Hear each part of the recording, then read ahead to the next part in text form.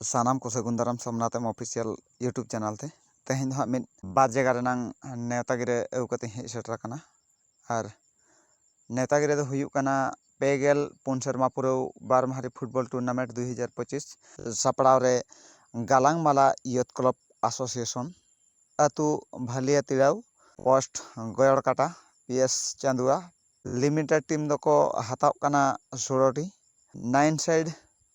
Of side मेना नेंडा गोटा महित 16/9/2025 और 17/9/2025 एंट्री फी लेकाते मेना आका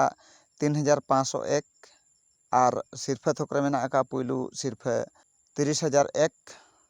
दोसार सिरफे 20,001 तेसार और पुनः रेदो मेना आका 10,001 काते कॉन्टैक्ट नंबर एम कना कॉन्टैक्ट ताबन पे ओनकागे दोसार नेतागिरे दो हुयुग कना पेगेल बार सेरमा पुरव बार माहारी फुटबॉल टूर्नामेंट 2025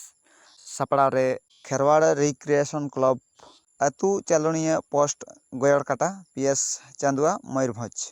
नेंडा गोटा महित दो 3/10/2025 और 4/10/2025 बार माहारी फुटबॉल टूर्नामेंट को दोहो का टीम लिमिट दो को हुयुग कना 16 गोटांग टीम को हताव को 9 साइड गेम ऑफ साइड मेना एंट्री फी लेकाते मेना का 2500 टाका और सिरफे तकरे पुइलू सिरफे 20,000 सेकेंड सिरफे 15,000 और थर्ड और फोर्थ लेकाते मेना का 6,000 एंट्री फी लास्ट डेट 20/9/2025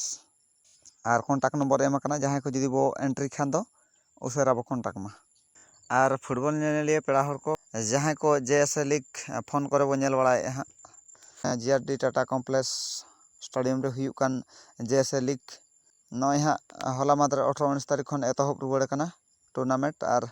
जो को पाले पे ठिका को टाटा मोटर्स इन प्लेयर्स को दो साधु को रणजीत को और बिरसा को साथे उनकागे अड़ी आयमा ᱧᱩᱛᱩᱢᱟᱱ खेलोड़िया को मेना को और नय हाँ बारया गेम को एनेज किया जहां तहां कना पुइलू को एनेज किया Tata Motors versus sporting club Jamshedpur ओना रे हाँ पेया गोल तको दाड़े कना और टाटा मोटर्स कोड़ा और उनकागे और हला मादर 21 तारीख हिलो हुयन दालमा टाइगर और टाटा मोटर्स जहां खेल ताहें कना ओना रे खूब नापाय खेलोड़ को देखाव ले ताहें तो टाटा मोटर्स प्लेयर्स को जहां की 15-1 तेको दाड़े कना दालमा टाइगर 1 और टाटा मोटर्स 15 टी गोल ले और जस्ती बांग लई काते तेहन वीडियो दिन निकर गिन थुकम दोका कना मा तबे मुचारिन पाठा से खoj जोहार।